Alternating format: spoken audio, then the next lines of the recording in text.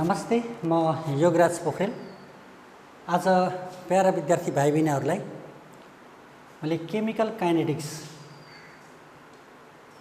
जुन BSc first इयरमा विद्यार्थी भाइ बहिनीहरूले पढ्नुपर्ने हुन्छ र त्यस्तै किसिमबाट +2 12 क्लासमा पनि प्यारा विद्यार्थी भाइ बहिनीहरूले पढ्नुपर्ने हुन्छ र आज मैले केमिकल काइनेटिक्समा पढ्नुपर्ने विभिन्न किसिमका च्याप्टरहरू डेफिनेसन डेरिभेसन यो एउटा पिरियडभरि तपाईहरुको समीपमा एक्सप्लेनेसन गर्ने जमर्क गरिरहेको छु र नेक्स्ट क्लासमा हामीले फेरि न्युमेरिकल यसका जुन हिसाबहरू छन् त्यसहरूको बारेमा पनि फेरि मैले विद्यार्थी भाइ बहिनीहरूलाई नेक्स्ट क्लासमा पढाउने बाचा पनि गर्न चाहन्छु र आज केमिकल काइनेटिक्स अन्तर्गत हामीले सुरु गर्दैछौँ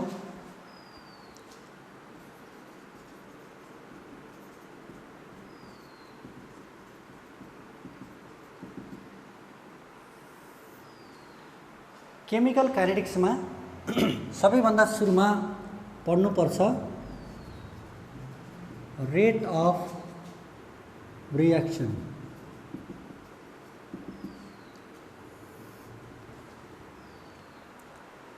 अब यो केमिकल काइनेटिक्स भनेको के हो पहिला सबभन्दा सुरुमा त्यहाँबाट जान चाहन्छु म।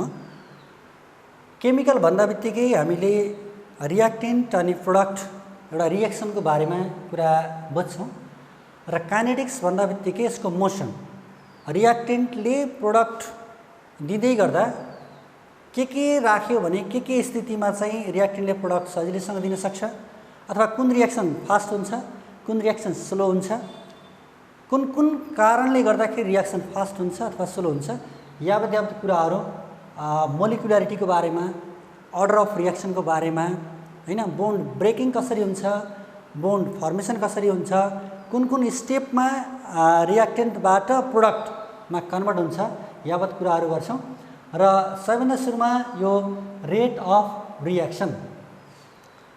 जनरली यो रेट अफ रिएक्सन भनेको अब एउटा सबभन्दा सुरुमा म म्याथमेटिकलतिरबाट जान्छु। रेट भन्दा बित्तिकै कन्सन्ट्रेसन अपन टाइम यसरी बुझ्छौँ हामी।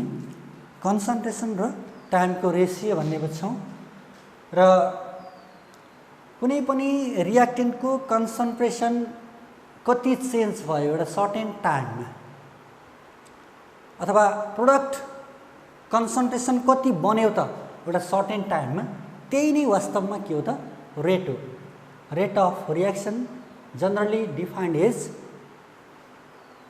Change in concentration of reactant or product with the interval of time. Change in concentration of reactant or product यसलाई चाहिँ हामीले यसरी पनि भन्न सक्छौँ change in concentration of reactant or product with the interval of अथवा टाइम भनौँ न है इन्टरभल अफ टाइम एउटा यसरी पनि हामीले डिफाइन गर्न सक्छौँ। तपाईँले जस्तै कन्सन्ट्रेसन र टाइमको रेसियोलाई रेट अफ रिएक्सन भनेर भन्न पनि मिल्छ। The ratio in between concentration and time is known as rate of reaction भनेर भन्न पनि मिल्छ। Rate of reaction is change in concentration of reactant or product with the interval of time यसरी पनि भन्न सक्छौँ। र अर्को तरिकाले पनि तपाईँले डिफिनेसन गर्न सक्नुहुन्छ। Rate of reaction is defined as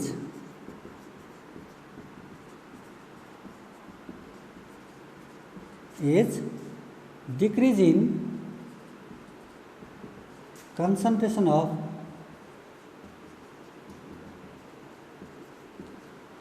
reactant or increase in concentration of product with the interval of time. यसरी पनि हामीले भन्न सक्छौं रियाक्टेन्टको कन्सन्ट्रेसन कति डिक्रिज भयो र प्रोडक्टको कन्सन्ट्रेसन कति इन्क्रिज भयो एउटा सर्टेन टाइममा, त्यसलाई हामीले के भन्न सक्छौं त रेट अफ रियाक्सन भनेर भन्ने गर्छौं। यो चाहिँ रियाक्सन दुई किसिमको हुन्छ, एउटा हुन्छ रिभर्सिबल रियाक्सन र अर्को हुन्छ इरिभर्सिबल रियाक्सन। यो इरिभर्सिबल रियाक्सनको लागि हो, ख्याल गर्नु होला। यो चाहिँ कसको लागि हो? इरिभर्सिबल रियाक्सनको लागि हो। जस्तै ए भन्ने एउटा रियाक्टेन्टले बी प्रोडक्ट दियो इनिशियली एट टाइम t = 0 सेकेन्डमा, मानौ यसको कन्सन्ट्रेसन 5 मोल पर लिटर छ। त्यति बेला यो प्रोडक्ट बनेकै हुँदैन। किन बनेकै हुँदैन भन्दाखेरि यहाँ टाइम सुरु नै भएको छैन, टाइम t = 0 सेकेन्ड भनेको छ, यसको कन्सन्ट्रेसन 0 छ। एकैछिनपछि at time t = t second, t सेकेन्डमा ए को कन्सन्ट्रेसन चेन्ज भएर बी थोरै बन्यो। मानौ यहाँ चाहिँ बी चाहिँ 2 मोल पर लिटर बन्यो कन्सन्ट्रेसन बी को, भने ए को कन्सन्ट्रेसन घट्यो 5 - 2 मोल पर लिटर। यो मैले म्याथमेटिकल मात्रै यताको घटाइदिएको मात्रै हो, यो हुन पनि सक्छ नहुन पनि सक्छ यसको कन्सन्ट्रेसन। तर एउटा कुरा के बुझ्नु पर्यो त भन्दाखेरि बी को कन्सन्ट्रेसन बढ्दै गर्दा ए को कन्सन्ट्रेसन के भएको हुन्छ त अवश्य पनि घटेको हुन्छ। भनेपछि यो बी भनेको प्रोडक्ट हो, प्रोडक्टको कन्सन्ट्रेसन यहाँ के भएको छ? इन्क्रिज भएको छ। ए भनेको के हो? रियाक्टेन्ट हो। यसको कन्सन्ट्रेसन के भइरहेको छ? डिक्रिज भइरहेको छ। के को आधारमा? टाइमको आधारमा। त्यही लेखेको छ यहाँ हेर्नु त। Rate of reaction is defined as decrease in concentration of reactant. रियाक्टेन्टको कन्सन्ट्रेसन घटिरहेको छ टाइम अनुसार, अनि increase in concentration of product, प्रोडक्टको कन्सन्ट्रेसन यहाँ के भइरहेको छ? फेरि यता बढिरहेको छ। यसलाई हामीले के भन्छौँ त? रेट अफ रियाक्सन भन्छौँ। यो इरिभर्सिबल रियाक्सनको लागि। हुन त रिभर्सिबल रियाक्सनको लागि त्यस्तो डेफिनेसन अझै आएको छैन, तर पनि मेरो विचारमा ए ले बी दिने र बी ले ए दिने यस्तो किसिमको फेरि फर्केर रिटर्न ब्याक भएर इन्फिनिटेसिमल टाइममा यदि यसले बी प्रोडक्ट दिन खोज्छ भने त्यहाँ एउटा कुनै कुनै रियाक्सन कस्ता हुन्छन् त भन्दाखेरि रेट अफ रियाक्सन फरवर्ड र ब्याकवर्डको बराबर हुने र रिटर्न ब्याक हुने सम्भावना बोकेका रियाक्सनहरू पनि हुन्छन्। त्यसलाई हामीले रिभर्सिबल रियाक्सन भन्छौँ। यस्ता रियाक्सनको लागि चाहिँ हामीले रेट अफ रियाक्सनको डेफिनेसन दिनु पर्यो भने के भन्न सक्छौँ त भन्दाखेरि rate of reaction is defined as decrease or increase in concentration of either reactant or product with the interval of time भनेर भन्ने गर्छौँ। एको कन्सन्ट्रेसन बढ्न पनि सक्छ अथवा घट्न पनि सक्छ, रियाक्टेन्टको कन्सन्ट्रेसन बढ्न पनि सक्छ अथवा घट्न पनि सक्छ, त्यस्तै प्रोडक्टको कन्सन्ट्रेसन बढ्न पनि सक्छ अथवा घट्न पनि सक्छ। कस्तो केसमा त भन्दा रिभर्सिबल, यदि रियाक्सन चाहिँ रिभर्सिबल छ भने यसरी हामीले पनि भन्न पनि सक्छौँ होइन। In case of reversible reaction rate of reaction is defined as the decrease or increase in concentration of either reactant or product, जसको कन्सन्ट्रेसन बढ्न अथवा घट्न पनि सक्छ। त्यसलाई हामीले के भन्न सक्छौँ त? रेट अफ रियाक्सन भनेर भन्ने गर्छौँ। अब रेट अफ रियाक्सनको युनिट के रहेछ त त्यो थोरै जानकारी दिन चाहन्छु प्यारा विद्यार्थी भाइ बहिनीहरूलाई। हामी जनरली यो कन्सन्ट्रेसनको युनिट के हुन्छ? जनरली मोल पर लिटर। टाइमको युनिट के हुन्छ? सेकेन्ड। भनेपछि के हुने भयो त? यसको युनिट के हुने भयो? मोल पर लिटर पर सेकेन्ड अथवा पर मिनट पर इयर यो पनि लेख्न सक्छौँ। तर जनरली हाम्रो यो रेट अफ रियाक्सनको युनिट भनेको के हो? मोल पर लिटर पर सेकेन्ड नै हो। अब मैले यो रेट अफ रियाक्सनका टाइपको बारेमा थोरै विद्यार्थी भाइ बहिनीहरूलाई जानकारी दिन चाहन्छु। टाइप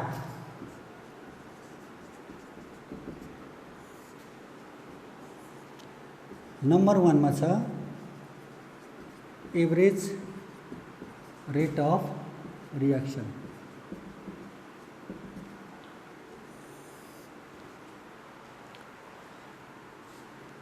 मानौ यहाँबाट रियाक्सन सुरु भयो एबाट, यो बिन्दुबाट, यो पोइन्टबाट, यहाँमा आइपुग्दाखेरि प्रोडक्ट बन्यो, बी बन्यो ल। यहाँ विभिन्न प्रकारका रेटहरू हामीले निकाल्न सक्छौँ। यहाँ आइपुग्दाखेरि कन्सन्ट्रेसन ए को कति चेन्ज भयो अपन टाइम, सर्टेन टाइममा, यसको रेटलाई हामीले R1 मानौँ। फेरि यहाँ आउँदाखेरि कति चेन्ज भयो, कन्सन्ट्रेसन कति चेन्ज भयो र टाइममा, सर्टेन टाइममा, त्यसलाई हामीले R2 मानौँ रेट अफ रियाक्सन। फेरि यहाँ आउँदाखेरि कतिले चेन्ज भयो, R3 हैन। भनेपछि विभिन्न प्रकारका यहाँनिर के भयो त रेट अफ रियाक्सन हामीले एउटा रियाक्सनमा विभिन्न प्रकारका रेट अफ रियाक्सन हामीले निकाल्न सक्छौँ। भनेपछि यो average rate of reaction, average rate of reaction जुन आर एभरेज भनेर भनौँ, R average is equal to के हुने भयो भन्दा R1 plus R2 plus R3, कतिवटा छन् टोटल, 3वटा छन्, 3 डिभाइड गरौँ। यसरी हामीले एभरेज रेट अफ रियाक्सन निकाल्न सक्छौँ। Mean rate of reaction for a certain interval, एउटा निश्चित समयको मेन रेट अफ रियाक्सनलाई हामीले के भन्न सक्छौँ त एभरेज रेट अफ रियाक्सन भनेर भन्न सक्छौँ हैन। कुनै एउटा रियाक्सनमा विभिन्न प्रकारका हामीले रेट पहिले निकाल्न सक्छौँ। रेट भनेको के हो, कन्सन्ट्रेसन कति चेन्ज भयो र कति टाइम डिफरेन्स, टाइम इन्टरभल चाहिँ के थियो। जस्तै रेट अफ रियाक्सन भनेको वास्तवमा के हो, difference in concentration upon difference in time हैन। आर इज इक्वल टु यो हो नि त, difference in concentration upon difference in time, concentration change upon time taken. भनेपछि यहाँको एउटा रेट निकाल्न सक्छौँ हामीले, फेरि यसको निकाल्न सक्छौँ, फेरि यसको हामीले निकाल्न सक्छौँ। गर्दा कति आयो त, एभरेज भनेको के हो भन्दा मिन हो हैन, मिन हो। अब तीनटा रेटलाई 3 ले डिभाइड गरिसके पछाडि हामीले के निकाल्न सक्छौँ त एभरेज रेट अफ रियाक्सन। यसरी पनि हामीले निकाल्न सक्छौँ एभरेज रेट। त्यस्तै किसिमबाट छ अर्को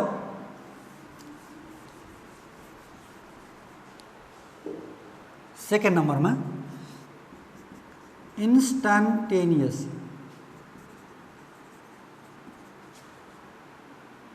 रेट अफ रियाक्सन। अब यो इन्स्टान्टेनियस रेट अफ रियाक्सन भनेको के हो भन्नुहुन्छ भने अहिलेकै कुरा गरौँ। यहाँ ए भन्नेबाट यहाँ बी भन्नेमा आउँदै गर्दाखेरि यहाँ विभिन्न प्रकारका रेटहरू हामीले निकाल्न सकियो। ती जतिवटा रेट निकालियो ती रेटलाई जतिवटा थियो त्यही नम्बरले डिभाइड गरेपछि एभरेज निकाल्यो। अब इन्स्टान्टेनियस रेट अफ रियाक्सन भनेको के हो भन्नुहुन्छ भने रेट अफ रियाक्सन हो एउटा सर्टेन एउटा इन्टरभलको, कति बेला भन्नुहुन्छ भने that is delta T tends to 0। Delta T लगभग 0 हुँदाको अवस्थाको है, डेल्टा टी लगभग 0 हुँदाको अवस्थाको रेट अफ रियाक्सन हामीले के भन्छौँ त एभरेज रेट अफ के अरे इन्स्टान्टेनियस रेट अफ रियाक्सन भनेर भन्ने गर्छौँ। यसको डेफिनेसन के हुने भयो त भन्दा rate of reaction for a certain interval that is delta t tends to 0। भनेको टाइम खासै खर्च भइसकेको छैन, त्यसलाई हामीले समय लगभग छँदै छैन हैन। समय भनेको समयको डिफरेन्स छ नि, टाइमको डिफरेन्स भनेको लगभग 0 टाइम, 0 भनेको एकदम थोरै है, फर अ सर्टेन वाइल हैन, एकदम सर्टेन इन्स्टेन्ट, एकदम थोरै समयमा जुन निकालिएको रेटलाई हामीले के भन्छौँ इन्स्टान्टेनियस रेट अफ रियाक्सन भनेर भन्ने गर्छौँ। अब यसलाई चाहिँ हामीले म्याथमेटिकली एक्सप्रेस गर्न सक्छौँ। R instantaneous is equal to हुन्छ limit delta T tends to 0 delta X upon delta T हैन। यसलाई हामीले यसरी जनाउन सक्छौँ, ख्याल गर्नु होला हैन। भनेपछि एभरेज रेट भनेको के रहेछ, विभिन्न प्रकारका रेटलाई जतिवटा रेट छन् त्यति नम्बरले डिभाइड गरेपछि आएको रेटलाई मिन रेटलाई एभरेज रेट भनियो। भनेपछि इन्स्टान्टेनियस रेट भनेको के रहेछ भन्दा एउटा त्यस्तो रेट जहाँ डेल्टा टी को भ्यालु लगभग के हुनु पर्यो 0 हुनु पर्यो, एकदम थोरै समयको रेटलाई हामीले के भन्छौँ त इन्स्टान्टेनियस रेट अफ रियाक्सन भनेर भन्ने गर्छौँ। अब त्यस पछाडि मोस्ट इम्पोर्टेन्ट है, यो चाहिँ एक्जामको लागि एकदम सोध्ने क्वेसन मैले पढाउन गइरहेको छु प्यारा विद्यार्थी भाइ बहिनीहरूलाई।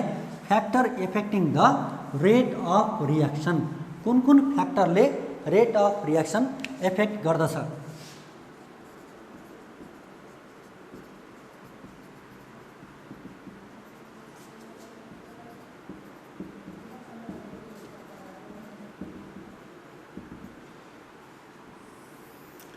Factor affecting the rate of reaction 1 नम्बरमा छ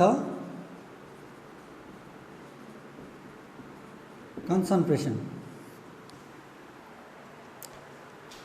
अब जनरली हामीले जुन +2 मा 11 क्लासमा पढ्दाखेरि एउटा ल अफ मास सेक्सन भन्ने पढेका छौँ। यसो तपाईले रिकल गर्नुभयो भने ल अफ मास सेक्सन याद गर्नुभयो भने त्यहाँ के लेखेको छ भन्दाखेरि rate of reaction is directly proportional to the concentration भनेर भनेको छ। भनेको कन्सन्ट्रेसन बढायो भने रेट अफ रियाक्सन के हुन्छ त? बढ्छ हैन।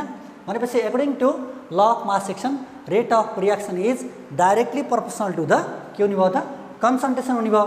अब यस्ता पनि रेट अफ रियाक्सन छन् जुन रेट अफ रियाक्सनमा हैन कन्सन्ट्रेसनमा भर पर्दैन। भनेपछि एक्सेप्सनको केसमा except zero order of reaction. अब हामीले जिरो अर्डर अफ रियाक्सनको बारेमा पनि हामीले पढ्दैछौँ, जिरो अर्डर अफ रियाक्सनको बारेमा पनि पढ्दैछौँ हैन। त्यहाँ हामीले के पढ्छौँ त भन्दाखेरि यो रेट अफ रियाक्सन कन्सन्ट्रेसनमा डिपेन्ड हुँदैन हैन। त्यस्ता रियाक्सनलाई those reaction which does not depend upon the concentration, concentration of species is known as zero order of reaction भनेर भन्ने गर्छौँ हैन। हो त्यस्ता जिरो अर्डर अफ रियाक्सन बाहेक अरू सम्पूर्ण रियाक्सनहरूमा जनरली हामीले थोरै राख्यो भने थोरै प्रोडक्ट बन्ने, धेरै राख्यो कन्सन्ट्रेसन भने धेरै प्रोडक्ट बन्ने हुन्छ। त्यस कारणले गर्दाखेरि के बुझ्न पर्यो त भन्दाखेरि rate of reaction is directly proportional to the concentration or active mass हैन। एकोर्डिङ टु केबाट कुन प्रिन्सिपलबाट आएको यो भन्दाखेरि according to law of mass action. According to law of mass action rate of reaction is directly proportional to the के त concentration accept के हुने भयो जिरो अर्डर अफ रियाक्सन। यो पनि बुझ्नु होला। त्यस्तै किसिमबाट सेकेन्ड पोइन्टमा टेम्परेचर।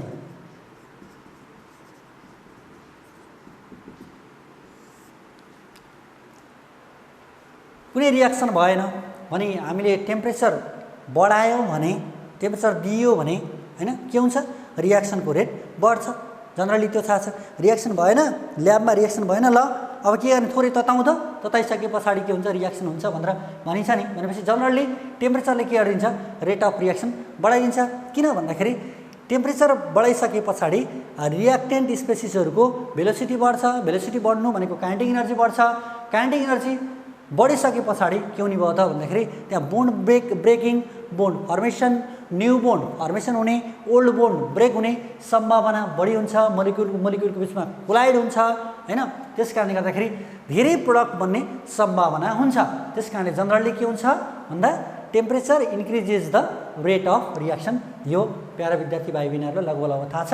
र एउटा के याद गर्नु होला भन्दा experimentally it is found that to every rise in 10 degree Celsius temperature rate of reaction increases by 2 or 3 folds. भनेको 10 डिग्री सेल्सियस टेम्परेचर हामीले बढाइयो भने, जनरली बढाइयो भने रेट अफ रियाक्सन 2 देखि 3 गुणा बढ्छ है। 2 or 3 फोल्ड्स, 2 गुणा अथवा 3 गुणा बढ्छ भनेर एक्सपेरिमेन्टली यो पनि पत्ता लागेको कुरा हो।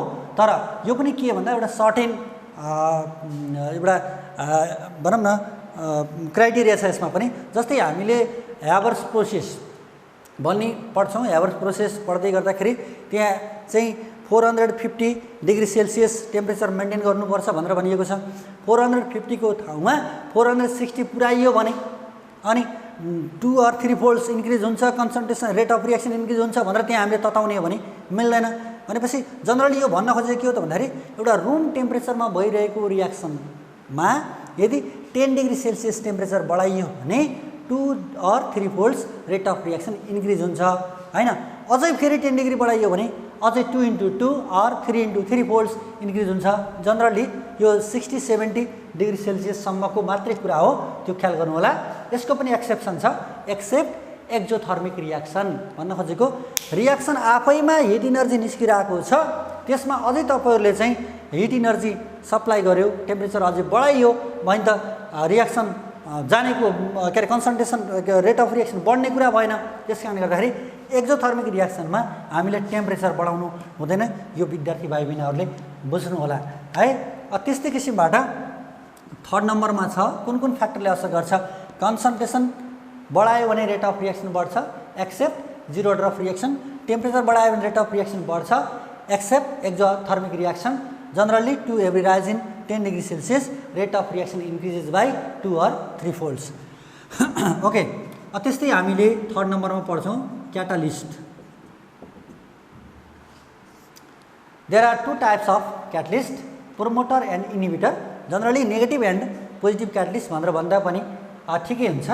भनेपछि नामैबाट नेगेटिभ के अरे क्याटलिस्ट भन्दा बित्तिकै यसले रेट अफ रियाक्सन के गरिदिने भयो त डिक्रिज गरिदिने भयो भने जुन पोजिटिभ क्याटलिस्ट छ अथवा प्रोमोटर छ which promotes the rate of reaction depending upon the nature of catalyst either rate of reaction decreases or rate of reaction के हुने भयो त इन्क्रिजेज। भनेपछि हामीले पोजिटिभ क्याटलिस्ट प्रयोग गरिएको छ भने रेट अफ रियाक्सन इन्क्रिज हुन्छ, नेगेटिभ क्याटलिस्ट हामीले प्रयोग गरिएको छ भने रेट अफ रियाक्सन के हुन्छ डिक्रिज हुन्छ।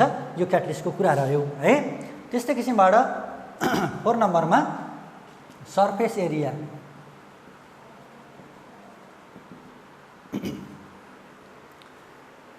अब यो रियाक्टेन्टको सर्फेस एरिया बढ्यो भने रेट अफ रियाक्सन अल्टिमेटली बढ्छ। कारण के छ भन्नुहुन्छ भने रियाक्सन हुनको लागि रियाक्टिभ साइट हुनुपर्छ। सर्फेस एरिया बढ्यो भने रियाक्टिभ साइट स्वत के हुन्छ बढ्छ हैन। त्यसकारणले गर्दाखेरि के हुने भयो त भन्दा जनरली सर्फेस एरिया बढ्यो भने रेट अफ रियाक्सन के हुन्छ बढ्छ हैन। भनेपछि यो जस्तै तपाईले एउटा एक्जाम्पल हामीले लिन सक्छौँ। एउटा मार्बल भयो क्याल्सियम कार्बोनेटको CaCO3 को यो बिकरमा राखौँ। यो माथिबाट HCl खनाऊ, यहाँबाट कार्बन डाइअक्साइड ग्यास निस्कन्छ। सामान्य तरिकाले त्यस्तो बढी चाहिँ हामीले असहज महसुस गर्दैनौँ। तर जब यो मार्बललाई हामीले पिस्यौँ, धुलो पिठो पार्यौँ, फेरि धुलो पिठो पारेर हामीले यहाँ धुलो मजाले यसरी राख्यौँ। यो धुलो यही मार्बल हो। अनि यसमा चाहिँ तपाईले HCl राख्नुभयो भने यसबाट कार्बन डाइअक्साइड ग्यास एकदम धेरै निस्कन्छ, रियाक्सन एकदम फास्ट हुन्छ। यहाँ के छ सर्फेस एरिया कम छ, यहाँ के छ सर्फेस एरिया बढी छ। यही हो कुरा। सर्फेस एरिया सबैभन्दा कम हुने स्पेरिकल सेप हो। तपाईले सर्फेस टेन्सन भन्ने च्याप्टरमा पनि पढिसक्नु भएको छ हैन। भनेपछि यो सर्फेस एरिया कम भयो भने रियाक्सनको रेट के हुन्छ कम हुन्छ, सर्फेस एरिया बढ्यो भने रियाक्सनको रेट के हुन्छ बढी हुन्छ। कारण के हो सर्फेस एरिया बढ्दै गर्दाखेरि रियाक्सन हुने एरिया त्यसलाई हामीले रियाक्टिभ साइट भनेर भन्ने गर्छौँ। के भन्छौँ रियाक्टिभ साइट। रियाक्सन हुने एरिया रियाक्टिभ साइट के हुन्छ बढ्छ। रियाक्टिभ साइट बढ्यो भने स्वत के हुने भयो त भन्दा रेट अफ रियाक्सन बढ्ने भयो। सर्फेस एरिया बढ्यो भने रेट अफ रियाक्सन के हुन्छ बढी हुन्छ। अब त्यस्तै किसिमबाट सनलाइट।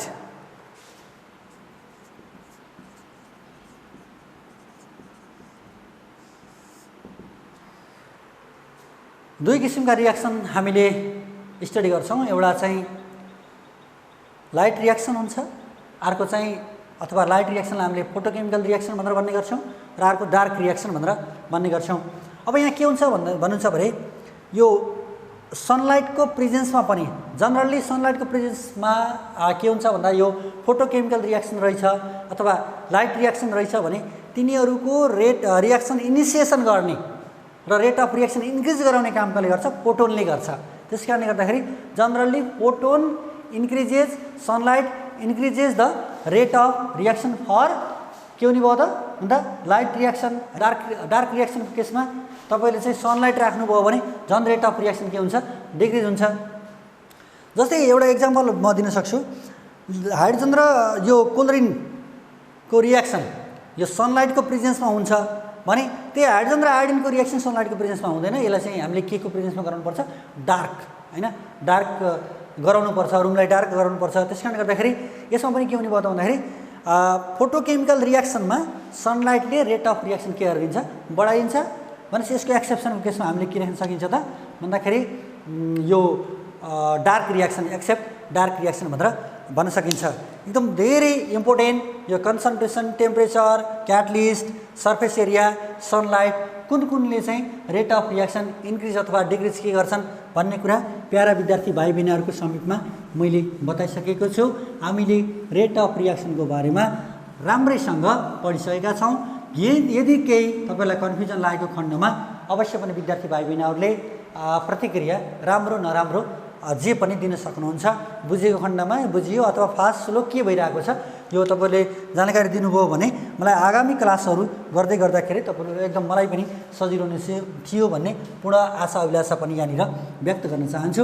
अब हामी एकदम इम्पोर्टेन्ट छ मोलिकुलारिटी एन्ड अर्डर अफ रियाक्सन, यसको बारेमा जाउँ। मोलिकुलारिटी एन्ड अर्डर अफ रियाक्सन, यसलाई डिफ्रेन्स गराएर मैले प्यारा विद्यार्थी भाइ बहिनीहरूको बिचमा पढाउन चाहन्छु। मोलिकुलारिटी एकदम इम्पोर्टेन्ट छ यो। अर्को छ अर्डर of reaction.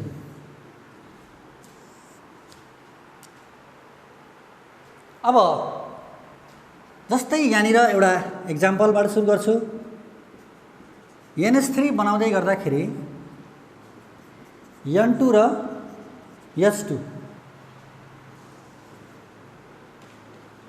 N2 plus 3S2 2NH3 यो ब्यालेन्स भयो। यहाँ तपाईँले सिधै हेर्न सक्नुहुन्छ कतिवटा मोलिक्युलले भाग लिएका छन्। यहाँ 4 वटा मोलिक्युलले चाहिँ भाग लिएका छन्। एउटा नाइट्रोजन, 3टा हाइड्रोजन, मजाले बताउन सकिन्छ। त्यस्तै A प्लस B मिलेर C बन्यो। यहाँ कतिवटा मोलिक्युलले भाग लिएका छन्? 2टा मोलिक्युलले भाग लिएका छन्। हो, यही नम्बर जतिवटा मोलिक्युलले भाग लिएका छन् त्यही नम्बरलाई हामीले के भन्छौँ? मोलिकुलारिटी भनेर भन्ने गर्छौँ। ठिक छ। मोलिकुलारिटीको डेफिनेसन के रहेछ भन्दा number of molecule taking part in rate determining step. Rate निकाल्ने बेलामा कतिवटा मोलिक्युलले चाहिँ भाग लिएका छन् त्यसलाई हामीले के भन्छौँ? मोलिकुलारिटी भनेर भन्ने गर्छौँ। भनेपछि कतिवटा मोलिक्युलले भाग लिए? यहाँ 4वटाले, यहाँ 2टाले, यो थाहा भयो नि त। त्यस कारणले यसलाई चाहिँ हामीले के भन्छौँ? मोलिकुलारिटी अफ रियाक्सन भनेर भन्ने गर्छौँ। सामान्य छ हेर्नुहोस् त, मोलिकुलारिटी अफ रियाक्सन भनेको के रहेछ? Number of molecule taking part in the rate determining step. भनेपछि रियाक्सनमा कतिवटा मोलिक्युलले भाग लिए त हैन? यहाँ 4वटा लिए, यहाँ 2टा लिए। यसको 2 भयो मोलिकुलारिटी, यसको मोलिकुलारिटी कति भयो? 4 भयो। जस्तै S2 plus I2 gives SI, यहाँ कति भयो त? मोलिकुलारिटी 2 भयो। तपाईँले मजाले निकाल्न सक्नुहुन्छ हैन? मोलिकुलारिटी भनेको के रहेछ? नम्बर अफ मोलिक्युल कतिवटाले भाग लिए रेट डिटर्माइनिङ स्टेपमा, त्यसलाई हामीले के भन्छौँ? मोलिकुलारिटी भनेर भन्ने गर्छौँ डेफिनेसन। अब यसको अर्डर अफ रियाक्सन तपाईँले 11 क्लासमा पनि पढ्नु भएको थियो। Rate is equal to K A को पावर A भनेर लेख्नु भएको थियो नि। यो A भनेको के हो? अर्डर अफ रियाक्सन हो। अर्डर अफ रियाक्सन भनेको के हो? कन्सन्ट्रेसन डिपेन्डेन्ट प्यारामिटर हो। यो के हो? कन्सन्ट्रेसन। यो के हो? Order of reaction. यो कन्सन्ट्रेसन हो, यो अर्डर अफ रियाक्सन हो। कन्सन्ट्रेसन डिपेन्डेन्ट प्यारामिटर हो जसलाई रेट इक्वेसनमा कहाँ राखिन्छ? कन्सन्ट्रेसनको पावरमा राखिन्छ। यसको डेफिनेसन नै त्यही छ। अर्डर अफ रियाक्सन भनेको के हो? Order of reaction is defined as concentration dependent parameter which is raised in the power of concentration term in the rate expression. Rate expression मा concentration को power मा राख्ने concentration dependent parameter लाई हामीले के भन्छौं त order of reaction भनेर भन्ने गर्छौं। जस्तै जीरो अर्डर को कुरा आथे नि, जीरो अर्डर में के हुने भयो? यदि कन्सन्ट जीरो भयो भने कन्सन्ट्रेसन भर पर्यो रेट अफ रियाक्सन के हुने भयो? के मात्रै हुने भयो? ए को पावर कति हुने भयो त? जीरो हैन। जीरो अर्डर में जीरो हुने भयो कन्सन्ट्रेसन यो कुनैको पनि पावर जीरो भनेको 1 हुन्छ। आर इज इक्वल टु के? जीरो अर्डर में rate zero order of reaction में रेट अफ रियाक्सन भर पर्यो र कन्सन्ट्रेसन में परेन नि त। कन्सन्ट्रेसन में डिपेन्ड भएन, त्यो अगाडि मैले बताएको थिएँ नि तपाईहरुलाई। भनेपछि अर्डर अफ रियाक्सन भनेको के रहेछ? एक नम्बरमा हामीले अर्डर डेफिनेसन यिनीहरुको एक नम्बरमा हामीले यिनीहरुको के बुझ्नु पर्यो त? डेफिनेसन बुझ्नु पर्यो। डेफिनेसनमा के थियो? यो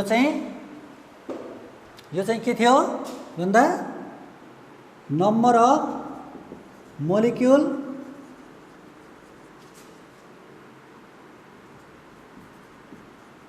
taking part in rate determining step.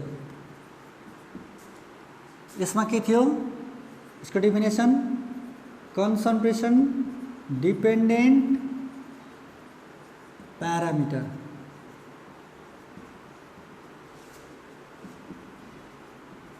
which is raised in the power of concentration term in rate expression. ये थियो. अब सेकेन्ड नम्बर डिफरेन्स सहित पढ्दाखेरि सजिलो होला. अब यो कन्सन्ट्रेसन के अरे एउटा कुनै तपाईहरुको रिएक्सन दिइसकेपछि यसको मोलिकुलारिटी यति हुन्छ भनेर तपाईले बताइसक्न सक्नु नि भयो हैन. यसको चाहिँ यति हुन्छ यसको यति हुन्छ भनेर અહીં हामीले लेख्यौ. जस्तै हामीले एमोनियाको जुन प्रिपरेसनको कुरा थियो त्यहाँ मोलिकुलारिटी 4 हुन्छ भनेर भनियो हैन. अनि त्यसपछि गएर यो चाहिँ H2 + I2 मा हैन. जस्तै हामीले यही एक्जाम्पल लिँदाखेरि H2 + I2 HI लेख्यो 2HI यसको मोलिकुलारिटी कति लेख्यो 2. भनेपछि यो चाहिँ के रहेछ भन्दा एक किसिमको थ्योरेटिकल कन्सेप्ट हो है. यो चाहिँ के हो थ्योरेटिकल कन्सेप्ट हो. यसलाई हामीले के लेख्न सक्छौं it is a theoretical parameter.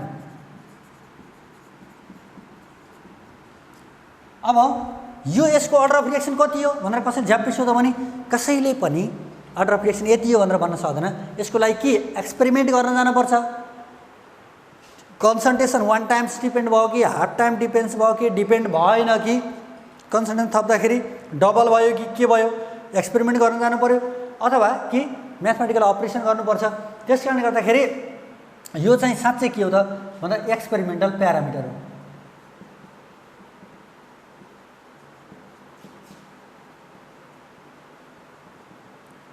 अब त्यस पछाडि थर्ड नम्बर यताबाट सुरु गर्छु मैले. यो अर्डर अफ रिएक्सन के पनि हुन सक्छ मेबी 0. भर्खरै पढिसक्यो हामीले 0 हुन सक्छ हैन. अर्डर अफ रिएक्सन के हुन सक्छ त 0 हुन सक्छ भनेर पढियो. कन्सन्ट्रेसनमा भर नपर्ने रिएक्सनहरुको अर्डर अफ रिएक्सन के हुने भयो त 0 हुने भयो हैन. Those reaction which doesn't depend upon the concentration then such reaction order is equal to कति हुन्छ 0 हुन्छ. तर एउटा पनि मोलिक्युल थिएन मोलिक्युल यति धेरै प्रोडक्ट बने भन्ने हुन्छ कहीं हैन. थोरै यति पनि खै रिएक्टेन्ट त केही पनि थिएन प्रोडक्ट आयो भने त हुँदैन नि. भनेपछि मोलिकुलारिटी नेभर बी 0. यो पनि ख्याल गर्नुला. यो के हुन्छ नेभर बी 0 है. 0 कहिले पनि हुन सक्दैन. त्यस्तै किसिमबाट हामीले अझै एउटा डिफरेन्स लेखौं. यो मोलिकुलारिटी जस्तै हामीले यो चाहिँ टेम्परेचर प्रेसर कन्सन्ट्रेसन यस्तो त्यस्तो केहीमा पनि भर पर्दैन. टेम्परेचर प्रेसर क्याटलिस्टमा भर पर्दैन है. भनेको दुईटा मोलिक्युल थिए तताएको 5 वटा भयो भनि त हुँदैन नि. दुईटा हाइड्रोजन मोलिक्युल तताए पनि त दुईटै हुन्छ हैन र. अनि त्यसपछि क्याटलिस्ट राखेको 6 वटा भए दुईटा हाइड्रोजन मोलिक्युल थिए 6 वटा भए यो भन्ने हुँदैन. भनेपछि यो केमा भर पर्दैन भन्दा एक्सटर्नल फ्याक्टरमा भर पर्दैन. Molecularity it does not depend upon external factor.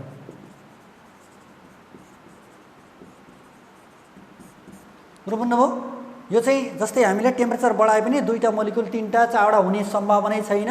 External factor यो जति छ यो चाहिँ के हो पहिला सुरुमा जति राखेको त्यही नै कन्स्टेन्ट हुन्छ. तर अर्डर अफ रिएक्सन भनेको के हुन्छ भन्दाखेरि एक्सटर्नल फ्याक्टर गरियो भने अर्डर अफ रिएक्सन चेन्ज हुन सक्छ. क्याटलिस्ट राखेर चेन्ज हुन सक्छ. टेम्परेचर बढायो भने अर्डर अफ रिएक्सन चेन्ज हुन सक्छ. भनेपछि इट मेबी भनेर लेख्नु पर्यो depend upon external factor.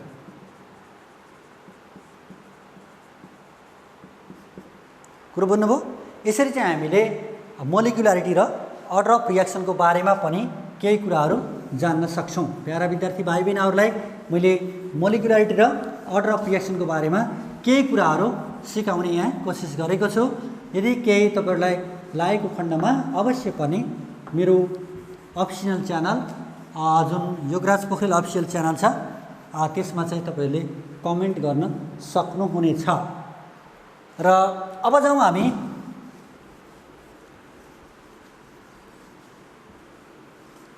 Rate expression for first order, zero order अनि second order of reaction. order of reaction, rate expression and half lifetime.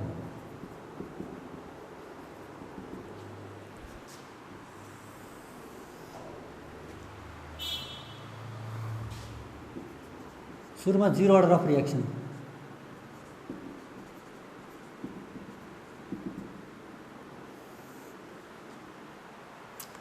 अब यसको डिफिनेसन धेरैचोटि भइसक्यो। डिफिनेसन के थियो? Those reaction whose order does not depend upon the concentration are called zero order of reaction. कुनै पनि रिएक्सनको अर्डर अफ रिएक्सन कन्सन्ट्रेसनमा भर पर्दैन भने त्यसलाई हामीले के भन्छौँ? Order of reaction, zero order of reaction भनेर भन्ने गर्छौँ हैन। कन्सन्ट्रेसनमा डिपेन्ड नहुने रिएक्सन त्यसलाई हामीले के भनियो त? जीरो अर्डर अफ रिएक्सन भनेर भनियो हैन। अब हामीले यसको जुन रेट एक्सप्रेसन निकाल्नतिर जाउँ। लेट अस कन्सिडर ए भन्ने एउटा रिएक्टेन्ट छ, त्यसले चाहिँ प्रोडक्ट दियो। इनिशियली एट t = 0 सेकेन्ड यसको कन्सन्ट्रेसन ए मोल पर लिटर मानौँ, ठिक छ। यसको कन्सन्ट्रेसन कति मानौँ? ए मोल पर लिटर मानौँ। त्यति बेला रिएक्सनै सुरु भएको छैन भनेपछि प्रोडक्टको कन्सन्ट्रेसन कति हुने भयो त? 0 हुने भयो है। त्यस्तै किसिमबाट यो ए मानेको है, ए भनेको के हो? Let us consider initial concentration of reactant species by A. यो मानेको ख्याल गर्नु होला, सुरुदेखि मानिरहेको छ। मैले पनि त्यही अनुसार चाहिँ तपाईहरुलाई बताइरहेको छु। र त्यस्तै किसिमबाट अब अर्को छ at time t = t second. केही समय पछाडि मानौ यक्स गयो, यो पनि मानेको यक्स मोल पर लिटर। यक्स भनेको के हो? X be the final concentration of reactant species. अब त्यस पछाडि यहाँ कति बच्यो त? हामीले जस्तै रेट अफ रिएक्सनको अगाडि डिफिनेसन दिँदै गर्दाखेरि त्यहाँ मैले विद्यार्थी भाइ बहिनीहरूलाई केही कुरा बताएको थिएँ। कति बच्यो त भन्दाखेरि यहाँनिर ए थियो पहिला, यक्स गयो हैन। यहाँ के हुने भयो भन्दा ए भनेको के हो? जम्मै यिनी मानेका कुराहरू हुन्। ए भनेको के हो? इनिसियल कन्सन्ट्रेसन अफ रिएक्टेन्ट, यो मानेको। यक्स भनेको के हो? Final concentration of product. A minus X भनेको के हो? Final concentration of reactant species, ठिक छ। विद्यार्थी भाइ बहिनीहरूलाई यति यसको मैले रेट एक्सप्रेसन गराउन गइरहेको छु। जीरो अर्डर अफ रिएक्सन भनेको जुन रिएक्सनको अर्डर चाहिँ कन्सन्ट्रेसनमा डिपेन्ड हुँदैन, जुन रिएक्सनको रेट कन्सन्ट्रेसनमा डिपेन्ड हुँदैन। है त्यसरी डिफिनेसन गर्दा हुन्छ। जुन रिएक्सनको रेट कन्सन्ट्रेसनमा डिपेन्ड हुँदैन त्यसलाई हामीले के भन्छौँ? जीरो अर्डर अफ रिएक्सन भनेर भन्ने गर्छौँ हैन। Rate of reaction does not depend upon concentration, यसलाई हामीले के भन्छौँ? जीरो अर्डर अफ रिएक्सन भनेर भन्ने गर्छौँ। एबाट प्रोडक्ट लियो हैन। Initially at time t = 0 second A mole per litre छ, रिएक्सनै भएको छैन, zero. At time t = t सेकेन्डमा यक्स गयो, यो पनि मानेको हो। बच्यो कि सुरुमा ए मानेको थियो, ए माइनस यक्स भयो। ए भनेको इनिसियल कन्सन्ट्रेसन अफ रिएक्टेन्ट भयो, यक्स भनेको फाइनल कन्सन्ट्रेसन अफ प्रोडक्ट, ठिक छ। नाउ सबभन्दा सुरुमा हामीले रेट अफ रिएक्सनको डिफिनेसन लेख्दाखेरि त्यहाँ एउटा फर्मुला लेखेका छौँ। रेट अफ रिएक्सन R = के हुन्छ? dx/dt हुन्छ। यो सधैँभरि याद गर्नु होला। फेरि according to law of mass action,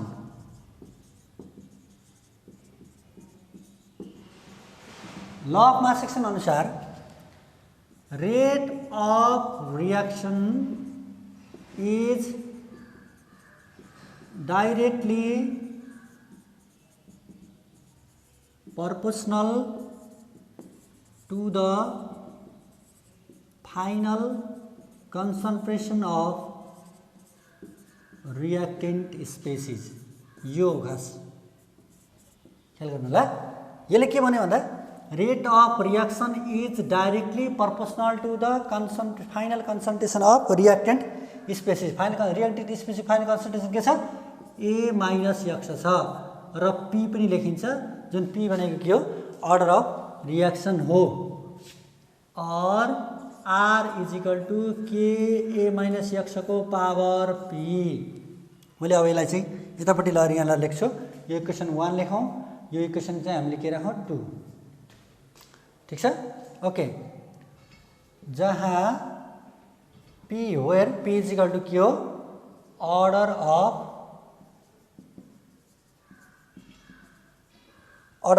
reaction. अब प्यारा विद्यार्थी भाइ बहिनीहरू, फ्रम इक्वेसन 1 एन्ड 2, इक्वेसन 1 र 2 बाट यो रेट र यो रेट दुईटै रेट बराबर भयो हैन? के लेख्न सकिन्छ हामीले? dx upon dt is equal to k a minus x को पावर p लेख्न पाइयो। इक्वेसन 3। ठीक छ? अब हामीले यसबाट यो रेट एक्सप्रेसन भनेको के को भ्यालु निकाल्ने हो? For zero order of reaction.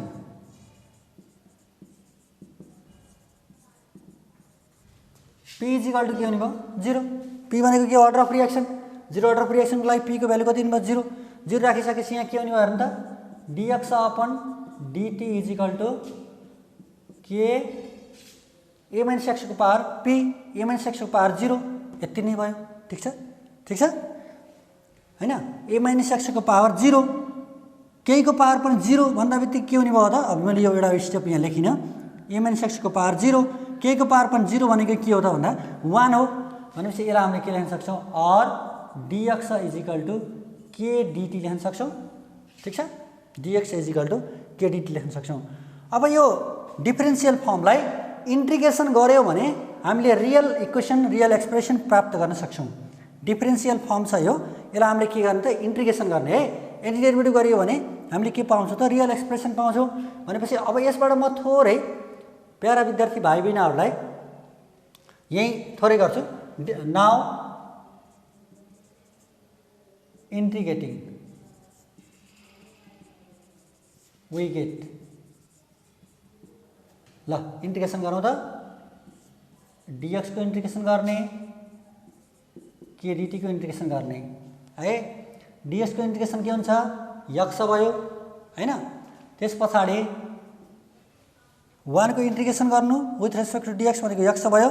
त्यस्तै कन्स्टेन्ट छ यहाँ के, अनि dt 1 को इंटीग्रेशन गर्ने t भयो, प्लस इंटीग्रेशन कन्स्टेन्ट c राखौँ कुनै एउटा कन्स्टेन्ट। Equation number 4। अब यो c को भ्यालु फाल्न छ हामीलाई है। यो c को भ्यालु फाल्न छ। त्यसपछि हामीले निकाल्ने भनेको के को भ्यालु हो।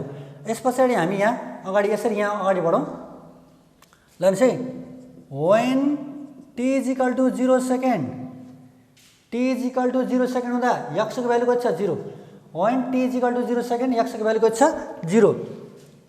x इज इक्वल टू 0 लेख्न पाइयो। देन फ्रम इक्वेसन फोर्थ बाट के हुने भयो त? यो 0, यो 0, c इज इक्वल टू पनि के हुने भयो? 0 हैन? t को भ्यालु 0 भयो, यो 0 भयो, x को भ्यालु 0 भयो हैन? त्यति बेला के हुने भयो? c इज इक्वल टू 0 हुने भयो। Hence putting the value of c in equation 4। Equation 4 मा c को भ्यालु राख्दाखेरि के पाइने भयो त? x is equal to kt, k is equal to के पाइयो? x upon t। यही नै के हो भन्दा rate expression, integrated rate expression for zero order of reaction है, integration rate expression for zero order of reaction हामीले यसरी निकाल्न सक्छौँ। प्यारा विद्यार्थी भाइ बहिनीहरू, यो जिरो अर्डर अफ रियाक्सन भनेको के हो भन्ने कुरा मैले बताइसकेको छु। यदि कुनै पनि रियाक्सनको रेट कन्सन्ट्रेसनमा डिपेन्ड हुँदैन भने त्यसलाई हामीले के भन्छौँ, जिरो अर्डर अफ रियाक्सन भनेर भन्ने गर्छौँ। अब जिरो अर्डर अफ रियाक्सनको रेट कन्स्टेन्ट के को भ्यालु हामीले कसरी निकाल्ने, रेट एक्सप्रेसन भनेको के को भ्यालु निकाल्ने कुरा हो। त्यसको लागि चाहिँ मैले फेरि एकचोटि सरसर्ती भनिदिन्छु। एले प्रोडक्ट दियो, इनिसियल्ली टी टाइम 0 सेकेन्ड हुँदाखेरि ए मोल पर लिटर हामीले यो मानेको हो, प्रोडक्ट त्यति बेला 0 हुन्छ, रियाक्सन सुरु भएकै छैन। At time T is equal to T सेकेन्डमा मानौ थोरै कन्सन्ट्रेसन गयो, यक्स कन्सन्ट्रेसन गयो, अनि के बच्यो त, ए माइनस एक्स बच्यो। ए भनेको इनिसियल कन्सन्ट्रेसन अफ रियाक्टेन्ट, यो हामीले मानेको हो हैन। यक्स भनेको फाइनल कन्सन्ट्रेसन अफ प्रोडक्ट, यो पनि मानेकै हो हैन। रेट अफ रियाक्सन, यो फर्मुला सबैलाई थाहा हुनुपर्छ। रेट भनेको के हो, difference in concentration upon difference in time interval dx upon dt, एउटा इक्वेसन भयो। फेरि according to law of mass action, rate of reaction is directly proportional to the final concentration of reactant species, यो statement हो। Or proportional to A minus एक्सको power P, P भनेको जहाँ के छ, अर्डर अफ रियाक्सन छ। आर इज इक्वल टु के, एउटा कुनै एउटा कन्स्टेन्ट राखियो यहाँ, इन्टिग्रेसन कन्स्टेन्ट। जनरली सामान्य तपाईँले यो 11 क्लासमा धेरै पढ्नु भएको छ यो, त्यही भएर मैले सरसर्ती अलि फास्ट बताइरहेको छु। यो भनेको बिएससी फर्स्ट इयर र 12 क्लासको लागि स्पेसल छ। Are is equal to k, a minus एक्सको पावर पी भयो, यो चाहिँ इक्वेसन सेकेन्ड भयो। यो एउटा रेट आयो, अर्को सेकेन्ड, दुईवटा रेट, दुईवटा रेटलाई हामीले इक्वल गराइयो हैन। दुईवटा रेटलाई इक्वल गराएर यहाँ लेखियो फ्रम, जहाँ पी भनेको के हो, अर्डर अफ रियाक्सन भनेर लेखियो। From equation 1 and second dx upon dt is equal to k, a minus एक्सको पावर पी भयो। For zero order of reaction P is equal to कति भयो, 0 भयो। Dx upon dt is equal to k हैन। अब यो zero order of रियाक्सनको लागि यो कसरी भयो त भन्दा, ए माइनस एक्सको पावर पी, पी भनेको 0 मानिसके पछाडि के हुने भयो भन्दा, यो जुन हामीले dx upon dt is equal to k a minus एक्सको पावर पी लेखेका छौँ नि, भनेपछि ए माइनस एक्सको पावर 0 भनेको कुनैको पावर पनि 0 भनेको 1 हुन्छ, यहाँ लेख्नु परेन। Dx upon dt is equal to k भयो हैन। और अब यसलाई फेरि लेख्यो हामीले cross multiplication, dx is equal to k dt भइहाल्यो। अब के को भ्यालु निकाल्नु छ, यी सबै डिफरेन्सियल फर्ममा छन्। यी डिफरेन्सियल फर्मलाई हटाउने एउटा मात्रै तरिका के हो, इन्टिग्रेसन हो। न इन्टिग्रेटिङ वी गेट, हामीले के पायौँ, dx is equal to k dt, integration गरियो। 1 को इन्टिग्रेसन यक्सको विथ रेस्पेक्टमा डिएक्स भइहाल्यो, भनेपछि 1/1 डिएक्स भनेको के हो, यक्स इन्टिग्रेसन गर्दा एन्टी डेरिभेटिभ हो यो। इज इक्वल टु, अब के भनेको कन्स्टेन्ट छ डिटी, 1 को integration with respect to T के हुने भयो, टी भयो। अनि हामीले इक्वल गर्नको लागि एउटा इन्टिग्रेसन कन्स्टेन्ट राख्छौँ। यही इन्टिग्रेसन कन्स्टेन्टको भ्यालु निकालेर के को भ्यालु निकालियो भने हाम्रो एन्सर हो है, रेट एक्सप्रेसन। वेन जति बेला यहाँनिर लेखेको छ, when T is equal to 0 second, हेर्नु त, T is equal to 0 second हुँदाखेरि यक्सको भ्यालु पनि कति छ त, 0 छ। केही समस्या छ, T is equal to 0 second हुँदाखेरि यक्सको भ्यालु 0 छ। सबै भ्यालु यहाँलाई राखिदिउँ, यक्सको भ्यालु 0, टीको भ्यालु 0, यो 0 भयो, यो 0 भयो। सीको भ्यालु पनि के आउने भयो त, 0। तरिकै यही हो है, चाहे तपाईँ फर्स्ट अर्डरमा जानुहोस्, चाहे तपाईँ सेकेन्ड अर्डरमा जानुहोस्, तरिका यही हो। Hence putting the value of C in equation 4, x is equal to के हुने भयो, केटी हुने भयो हैन। यो सीको भ्यालु 0 आएपछि हामीलाई चाहिएको के हो, के is equal to x by t भनेको यो के हो भन्दा, rate expression for zero order of reaction, rate कन्स्टेन्टको क्यालकुलेसन हो rate expression for zero order of reaction. अब यस्तै किसिमबाट यहाँ मैले फर्स्ट अर्डरको बारेमा थोरै तपाईँहरूलाई जानकारी दिइहाल्छु। त्यसपछि हामी हाफ लाइफ टाइमको बारेमा जाउँला। ल, first order of reaction, first order of रियाक्सनमा थोरै मैले सुधार्दै बनाउँदै जान्छु। यो जिरो अर्डरको तपाईँलाई एकचोटि मैले रिकल गरिसकेँ। Rate of reaction depends only upon 1 concentration of reactant species, यही हो है। भनेपछि rate depends only 1 concentration of reactant species. यहाँबाट सच्याउँदै जाउँ, बनाउँदै जाउँ है। यो सब सेम हो, केही फरक छैन। हेर्नुहोस् त, initially T is equal to 0 second, यही लेख्नुपर्छ, चाहे फर्स्ट चाहे सेकेन्ड चाहे एमएससीमा पुगेपछि थर्ड होस् हैन सबैको। अनि at time T is equal to T second, यो सेम हो, यही तरिका हो, यो पनि तपाईँको सेम हो, यो सबै सेम गर्दै गर्दै जानुहोस्। फरक यहाँबाट मात्रै, त्यो पनि एन्टी डेरिभेटिभ गर्ने हो, केही फरक छैन है। Where P is equal to order of reaction भयो, इक्वेसन फर्स्ट सेकेन्ड, यहाँसम्म चाहिँ हाम्रो के हुन्छ, दुवै सेम हुन्छ। ठिक छ, ओके, यहाँसम्म चाहिँ सबै सेम हुन्छ।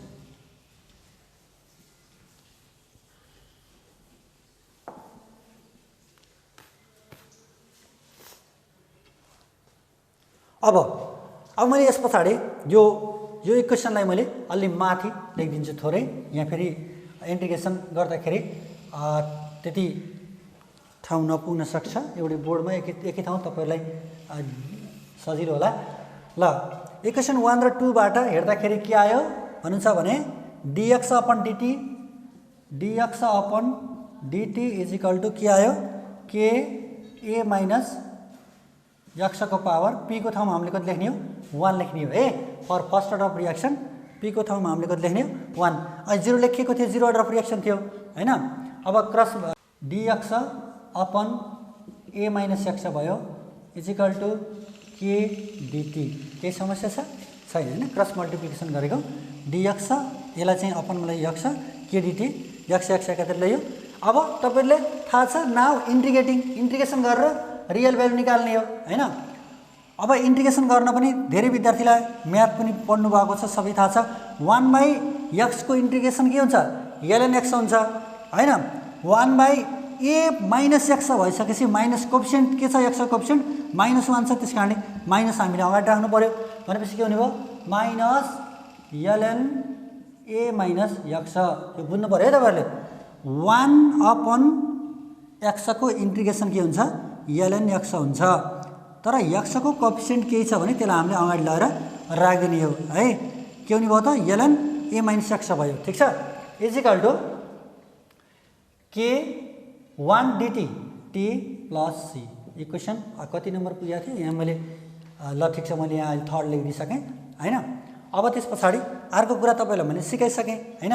c को भ्यालु कसरी निकाल्ने भन्दा, c को भ्यालु निकाल्ने एउटै मात्रै तरिका छ, when x is equal to t is equal to 0 second, t is equal to 0 second हुँदाखेरि x को भ्यालु पनि के हुन्छ, 0 हुन्छ। कसरी, t इजिकल टु 0 सेकेन्ड हुँदाखेरि x को भ्यालु पनि के हुन्छ, 0 हुन्छ। x को भ्यालु 0 भयो भनेपछि अब c को भ्यालु निकाल्न पर्यो। c को भ्यालु निकाल्नको लागि यहाँ के हुने भयो, माइनस ln a, यो 0 भइहाल्यो, इजिकल टु kt, 0 भयो। c को भ्यालु कति आयो त, minus ln a, minus ln a आयो। यसलाई हामीले इक्वेसन 4 मानौँ। अब त्यस पछाडि यहाँबाट म अगाडि यसरी जान सक्छु, यहाँ अगाडि जान्छु हैन, यहाँबाट यहाँ जान्छु म। त्यसपछि के हुने भयो त भन्दाखेरि, हेन्स फ्रम इक्वेसन थर्डमा यो c को भ्यालु राखौँ त, minus ln a minus x is equal to kt, यसको c को ठाउँमा के लेख्न पाइयो, माइनस ln a। यसलाई अगाडि लिएर जाऊँ, और ln a minus ln a minus x a is equal to kt भयो हैन। ln a minus ln b थाहा छ तपाईलाई धेरै हैन। के हुने भयो, ln a upon a minus x is equal to kt हैन। क्रस मल्टिप्लिकेसन गरौँ, के हुने भयो, और 1/t ln a upon a minus x is equal to k आयो कि आएन, आयो, के को भ्यालु आयो हो। यसलाई हामीले के भन्छौँ, integrated rate expression for first order of reaction. और यसलाई चाहिँ हामीले ln लाई लगमा लान पनि सकिन्छ, के इजिकल टु ln लाई लगमा लगियो भने त्यति बेला 2.303 ले मल्टिप्लाई गर्नु होला, 2.303 log a upon a minus x over के हुने भयो, t है। यसरी हामीले लग फर्ममा लगाएर पनि integrated rate expression for first order of reaction निकाल्न सक्छौँ। त्यस्तै किसिमबाट प्यारा विद्यार्थी भाइ बहिनीहरूलाई सेकेन्ड अर्डर गराइयो भने यहाँनिर गएर के हुने भयो, 1 को ठाउँमा 2 राख्नुहोस्। ठिक छ, 1 को ठाउँमा कति राख्नु पर्यो, यहाँ 2 राख्नु पर्यो, अनि यहाँ स्क्वायर हुने भयो हैन। अब यसपछि तपाईहरुले चाहिँ इन्टिग्रेसन गरेर यो सेकेन्ड अर्डरमा पनि के आउँदो रहेछ यसो चाहिँ तपाईहरुले चाहिँ प्र्याक्टिस गर्नु होला भन्ने त्यहाँ तपाईँलाई चाहिँ जानकारी दिन चाहन्छु र नेक्स्ट क्लासमा तपाईँले नसकेको खण्डमा फेरि नेक्स्ट क्लासमा पनि मैले तपाईँलाई जानकारी दिनेछु कसरी गर्ने के गर्ने भन्ने कुरा सेकेन्ड अर्डर आएको खण्डमा यहाँ 2 राख्ने अरू इन्टिग्रेसन गर्दै जाने कतिको सकिँदो रहेछ आफूले पनि आफूलाई पनि मूल्याङ्कन गर्नुपर्ने हुन्छ। अब मैले तपाईँलाई हाफ लाइफ टाइमको बारेमा थोरै जानकारी दिन चाहन्छु। 0 अर्डर फर्स्ट अर्डर सेकेन्ड अर्डरमा हाफ लाइफ टाइम कसरी गर्ने त कसरी क्याल्कुलेसन गर्ने हाफ लाइफ टाइम भनेको के हो यावत कुराहरू तपाईँहरूको समीपमा लैजान चाहन्छु र प्यारा विद्यार्थी भाइ बहिनीहरू केही तपाईँलाई कन्फ्युजन लाग्यो यताउता हुन्छ भने त्यति बेला कमेन्ट चाहिँ राख्नु होला कमेन्ट बक्समा। त्यस पछाडि मैले त्यही अनुसार तपाईँलाई चाहिँ फलो पनि गर्नेछु। अब जाउँ हामी half life time.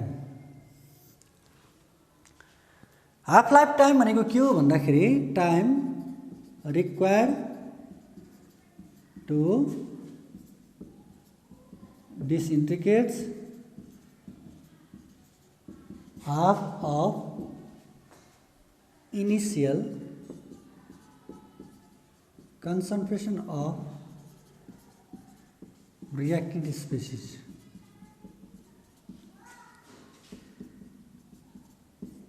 T half time required to disintegrates half of initial concentration of reactant species यसलाई हामीले के भन्छौँ हाफ लाइफ टाइम भनेर भन्ने गर्छौँ। अब एकैछिन मैले प्यारा विद्यार्थी भाइ बहिनीहरूलाई एउटा प्रश्न सोध्न चाहेँ यहाँनिर मान्छेको हाफ लाइफ टाइम कति होला मानौँ म 100 वर्ष बाँचेँ भने मेरो हाफ लाइफ टाइम कति होला तपाईँले सोच्नुभयो 50 इयर्स। मानौँ म 70 इयर्स बाँच्छु भने मेरो हाफ लाइफ टाइम कति होला तपाईँले सोच्नुभयो 35 इयर्स।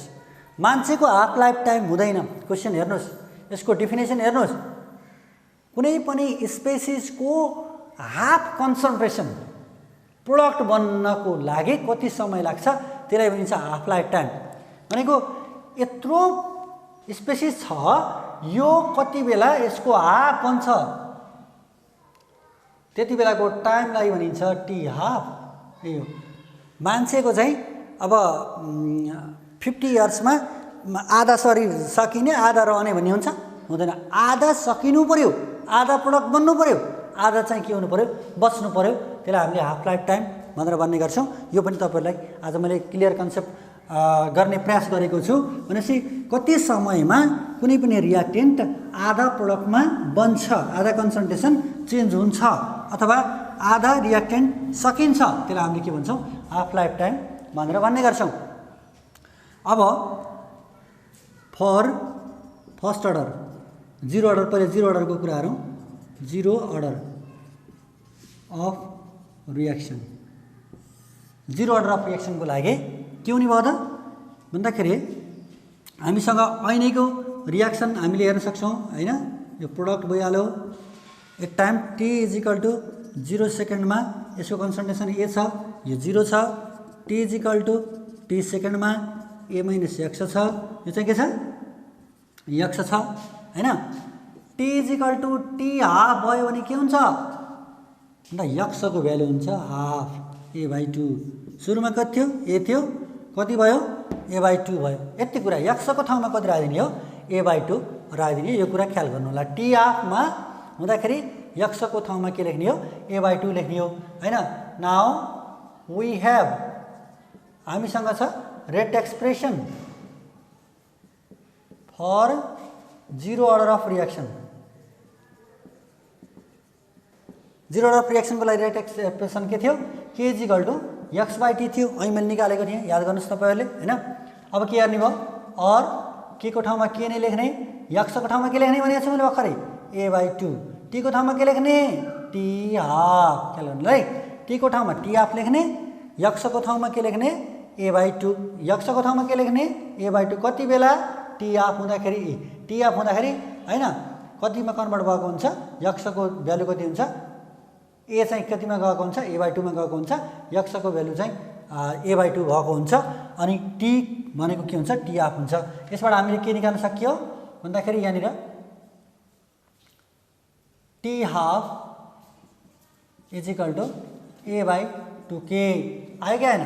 ल यहाँ हेर्नुहोस् त a/2k भनेपछि जिरो अर्डर अफ रियाक्सनको हाफ लाइफ टाइम है हामीले यसरी चाहिँ क्यालकुलेसन गऱ्यौँ भनेपछि यो पनि कन्स्टेन्ट हो यो पनि कन्स्टेन्ट हो कन्स्टेन्ट इक्वल टु को ठाउँमा के लेख्न पाइन्छ पर्पसनल लेख्न पाइन्छ यो लेख्न पाइयो भनेपछि हो यो क्वेसन छ ख्याल गर्नुलाई हाफ लाइफ टाइम फर के त so that half life time for zero order of reaction depends upon the concentration of reactant species भनेर सोधे हुन्छ है हाफ लाइफ टाइम चाहिँ कन्सन्ट्रेसनमा भर पर्छ अर्डर अफ रियाक्सन कन्सन्ट्रेसनमा भर पर्दैन जिरो अर्डर अफ रियाक्सनको रेट कन्सन्ट्रेसनमा भर पर्दैन तर हाफ लाइफ टाइम चाहिँ कन्सन्ट्रेसनमा भर पर्छ यो क्वेसन चाहिँ आउन सक्छ ख्याल गर्नु होला है भनेपछि यहाँबाट निकाल्नु पर्यो हैन therefore half life time for zero order of reaction is directly proportional to the initial concentration of reactant species.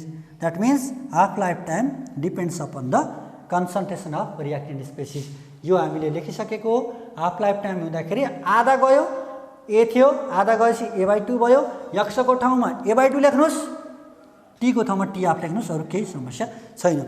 अब त्यस्तै किसिमबाट सेकेन्ड अर्डर अफ रियाक्सन को कुरा गरौँ हामी कुरा एउटै हो हैन सेकेन्ड अर्डर अफ रियाक्सन एक फर्स्ट अर्डर अफ रियाक्सन को कुरा गरौँ सेकेन्ड को त तपाईलाई मैले ट्राई गर्नुस् नेक्स्ट क्लासमा मैले गरिदिन्छु भनेको छु फर्स्ट अर्डर अफ रियाक्सन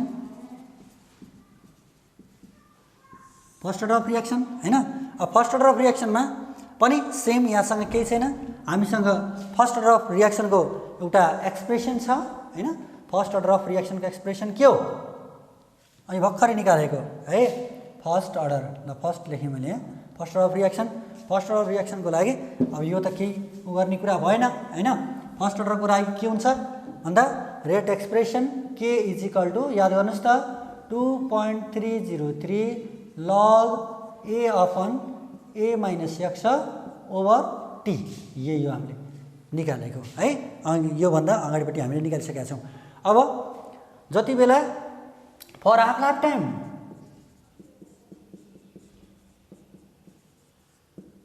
को केसमा के हुने भयो 2.303 log a भनेको a नै भयो a भनेको a भयो x ठाउँमा के लेख्ने भनेको छु मैले x ठाउँमा a अपन 2 यही लेख्ने अरु केही पनि हैन t को ठाउँमा के लेख्ने t हाफ भयो ठीक छ ल अब यो कतिको सोलुसन गर्न आउँछ यहाँ 2 एलसीएम आयो 2a - a/2 भयो यहाँ हेर्नुस् है ए 2 एलसीएम आयो 2a - a/2 a काट्यो 2 माथि गयो log 2 कति भयो log 2 क्याल्कुलेटरबाट हानुस् त्यहाँ log 2 into 2.303 हानुस् त कति आउँछ 0.693 हुन्छ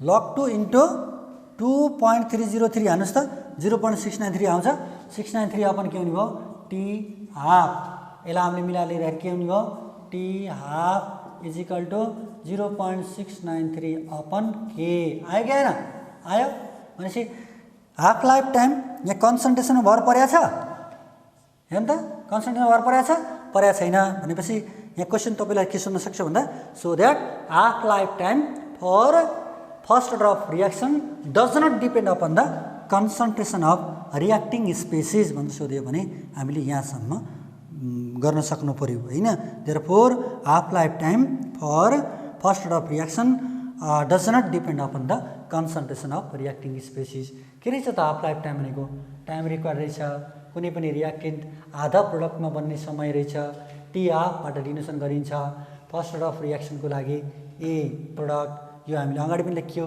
ए बाट टाइम t 0 सेकेन्ड हुँदाखेरि ए 0 छ प्रोडक्ट 0 छ टाइम t सेकेन्ड हुँदाखेरि x गयो a - x हाफ लाइफ टाइममा ए सुरुमा थियो आधा गयो a/2 भयो x को भ्यालु कति लेख्ने हाफ लाइफ टाइममा x को भ्यालु a/2 लेख्ने t को भ्यालु t हाफ लेख्ने वी हैव हामीसँग અહીં निकालेको एउटा एक्सप्रेसन थियो रेट एक्सप्रेसन फर्स्ट अर्डर को लागि k = 2.303 log a upon a - x over t half life time को लागि के हुने भयो भ्यालु राख्यौ हामी 2.303 t को ठाउँमा t हाफ राख्दियौ log a upon a - x हैन अनि a - x को ठाउँमा कति लेख्ने हो a/2 अनि यहाँ 2 एलसीएम आयो 2a - a/2 a अपन 2 माथि गयो log 2 into 2.303 is equal to क्याल्कुलेटरबाट हान्दाखेरि 0.693 आउँछ अनि अपन कति हुने भयो त ए t हाफ हुने भयो अनि T of is equal to के लेख्न सकियो त 0.693 अपन के। यसले के जानकारी दिन्छ भन्दा हाफ लाइफ टाइम फर्स्ट ड्रप रिएक्सनको कन्सन्ट्रेसनमा भर पर्दैन। जिरो अर्डर अफ रिएक्सनको के भएको थियो कन्सन्ट्रेसनमा भर परेको थियो। तपाईँलाई मैले सेकेन्ड अर्डरको चाहिँ क्याल्कुलेसन गर्नुहोस् भनेको छु, त्यस्तै सेकेन्ड अर्डरको क्याल्कुलेसन गर्नुहोस्। यस्तो के निकाल्नुहोस्, के निकालिसके पछाडि त्यस पछाडि तपाईँहरूले फेरि त्यहाँ पनि जुन रेट एक्सप्रेसन निकालिसके पछाडि त्यहाँ पनि टीको ठाउँमा जहाँ टी छ त्यहाँ टी 1/2 राखिदिनुहोस्, जहाँ एक्स छ त्यहाँ a/2 राखिदिनुहोस्। एउटा फेरि त्यहाँ पनि एक्सप्रेसन आउँछ। यति भन्दै प्यारा विद्यार्थी भाइ बहिनीहरूलाई जुन केमिकल काइनेटिक्स अन्तर्गत रहेर आज के कतिपय कुराहरू तपाईँहरूको समीपमा राख्ने एउटा जमर्क गरेँ। केही प्रतिक्रिया भएमा अवश्य पनि प्यारा विद्यार्थी भाइ बहिनीहरूले प्रतिक्रिया दिनुहुनेछ भने पूर्ण आशा अभिलाषा व्यक्त गर्दै म योगराज पोखरेल पनि फेरि अर्को क्लासमा आउने बाचासहित तपाईँहरूको समीपबाट बिदा हुन चाहन्छु। कमेन्ट गर्नुहोला, योगराज पोखरेल अफिसियल च्यानललाई माया गर्नुभएको छ, माया गरिदिनु होला भन्ने पूर्ण आशा पनि व्यक्त गर्न चाहन्छु। धन्यवाद।